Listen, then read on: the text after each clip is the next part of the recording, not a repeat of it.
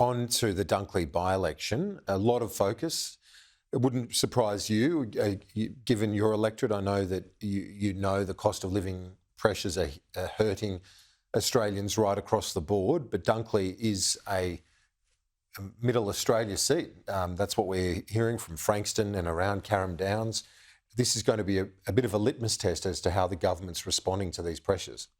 Well, absolutely. I mean, the by-election was triggered by the very untimely death of our colleague Peta Murphy, who will be greatly missed in this place. There are many communities across the country who are doing it really tough at this point in time, and we are taking steps as a government to address cost of living issues, and that included recalling Parliament in December 2022 to make sure that there was a cap on coal and gas prices. You know, electricity rebates, childcare rebates, cheaper medicines, fee-free TAFE places, an increase to rental assistance, and obviously the tax cuts that have just passed Parliament. We know people are doing it tough. We're in a position to do things about them, which is why our policies and legislation over the last 18 months has been trying to directly address that. Inflation is not an Australian problem, it is a worldwide problem. And when you look at how other economies across the world are going, we are tracking okay because of the policies we've put in place. The Treasurer, Jim Chalmers, delivered a budget surplus, the first one in 15 years, because we've been so careful about not overspending and overstimulating the economy.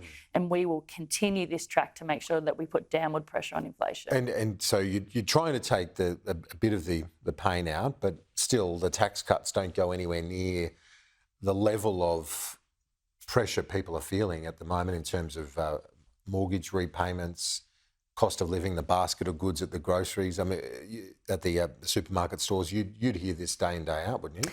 Yeah, look, it's the number one issue. Yeah, I do hear it. It is the number one issue for people, and absolutely, we want to make it as easy for people as possible.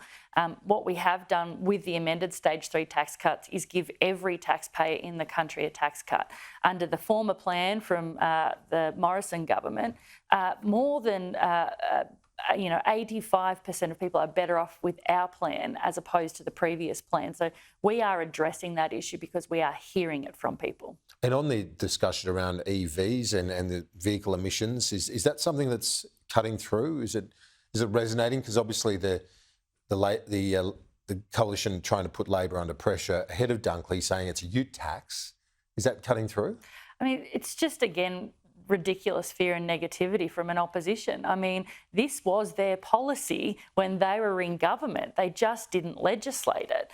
The member for Bradfield, Paul Fletcher, is on record numerous times saying that this will not make a material difference to car prices. I mean, the US, the largest pickup ute country in the world, has had vehicle emission standards since 1975. So the conversation has moved on. We want to get people more efficient vehicles, and there will be a mix of vehicles available across the country with these new standards. Kristy McBain, thanks. Thanks, Karen.